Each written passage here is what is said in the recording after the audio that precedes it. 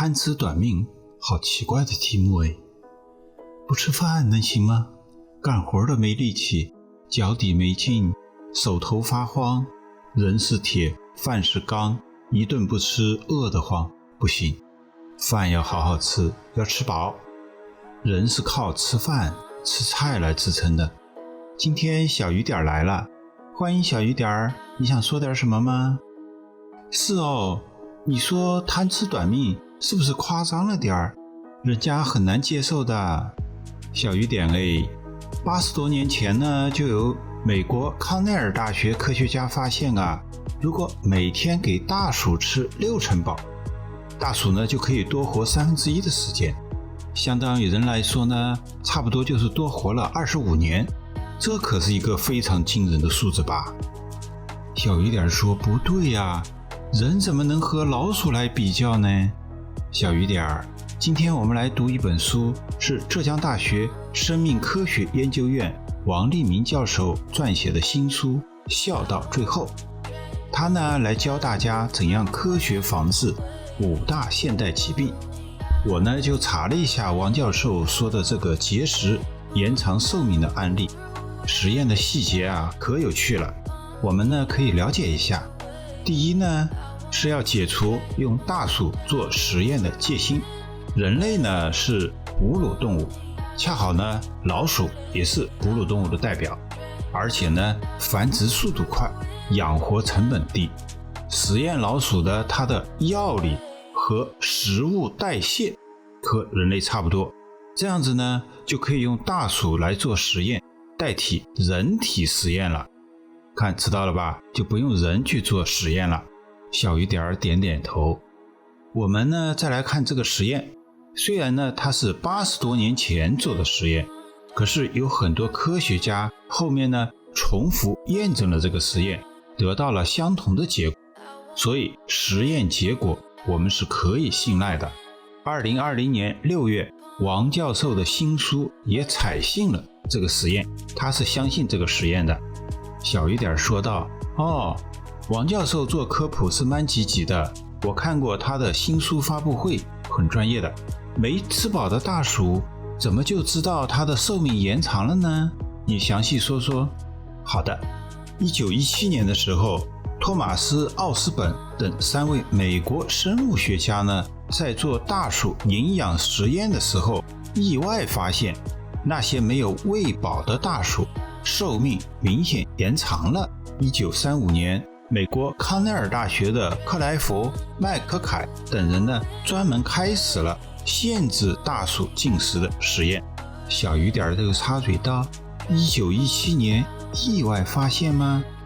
是的，大概呢奥斯本那几天呢太忙了，忘了添加更多的食物，反而有了新的发现。18年后的1935年呢，克莱佛开始了专门的实验。科学发现呢有时候会很有趣的，先是偶尔发现，比如你看牛顿遇到掉了苹果吧，然后呢就不断的实验验证，创建了牛顿力学的3大定律。小雨点点点头，听得津津有味。限制老鼠的实验呢是这样子做的，设置了2组老鼠，第一组的老鼠呢就无限量的供应食物，他们想吃多少就给多少。第2组的老鼠呢只供应正常食量70%左右的食物，注意70%。结果呢对比发现，第2组节食老鼠呢它就更少得病，更少长肿瘤，它就不长肿瘤了。你看，能保持年轻的体力，更好的记忆力和免疫系统，手术后的存活率和恢复情况呢也更加好了，对化学致癌物的抵抗力也更加好了。尽管呢有部分第2组被限制食物的老鼠死掉了，但活下来的平均寿命呢比第1组未限食老鼠长了25%到50%。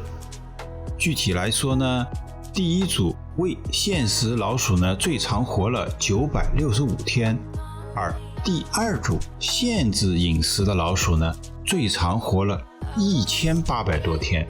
小雨点惊讶道老鼠寿命长了好多啊，怎么有死去的老鼠呢？是的，这次实验呢并不完美，算是初步验证了节食可以延长哺乳动物寿命的发现。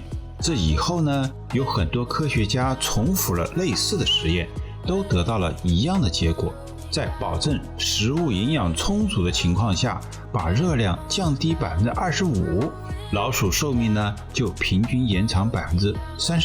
小雨点插话道，营养充足，降低热量。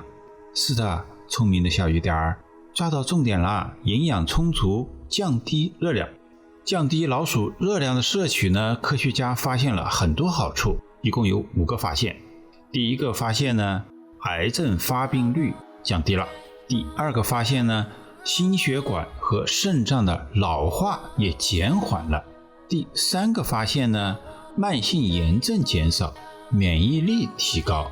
第四个发现，在老鼠探索地图的试验当中发现呢，老鼠晚年的记忆力提高了。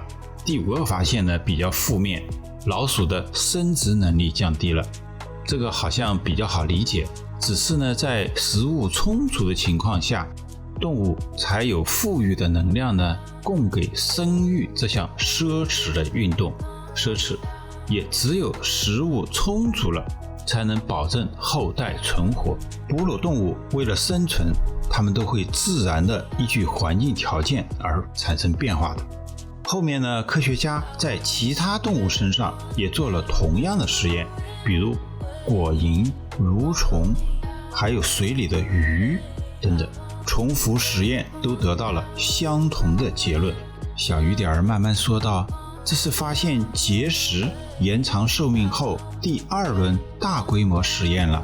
是的，要注意，人体实验真的来了。克莱福实验56年后，1991年9月，医生呢罗伊·沃福德与其他7名研究人员，他们呢在社会名流、好莱坞明星还有印第安法师的欢呼下，走进了与外界隔离的生物圈2号。这个生物圈2号呢是模拟地球环境建造的，占地呢 1.2 公顷，坐落于美国亚利桑那州的沙漠中，里面呢有热带雨林、沙漠、草原、海洋和可耕种的土地。这个项目的目的呢，主要是测试人类能否在一个封闭的生物圈中自给自足的生活，不与外界交换空气、食物和其他物质。小雨点说，这个好像是火星实验嘛？是的，生物圈2号呢是完全封闭的自循环系统。罗伊·沃尔福德呢，他是 CR 的忠实信徒。CR 我们都知道，它是卡路里限制的英文简写，节食的人大概听到都很熟悉了。CR 限制身体摄入热量的方法。这一次呢，4男4女8位志愿者呢入住生物圈2号2年，2轮春夏秋冬，2轮不同的农作物收获季节。小雨点说，在一个玻璃屋子里过日子，好漫长的2年。是的，科学实验有时候真的需要奉献精神。我们长话短说，罗伊医生和7位好伙伴呢，好好的度过了2年时间，自己种田和收割，自己生产全部食品，有素食，有荤食。但是在入圈不久，科学家就意识到，其中生长的食物供给是不充足的，所以沃尔福德呢就做了一个即兴的 CR 实验，限制热量实验。生物圈中的4名男性和4名女性呢，都减少了接近 30% 的能量摄入。这也是首次在人类身上研究 CR 及其影响。小雨点又有新发现了，这又是一次额外的科学发现吗？是的，可是出圈的时候，他们骨瘦如柴，让人不忍目睹。负责检查的研究员埃里克·拉伍森说，他们看上去营养不良，并不健康，但是检查报告显示呢，几乎所有的血压、血糖、胆固醇和其他指标都变得健康啦。劳动减少热量的摄入，你看这些指标就变得好了。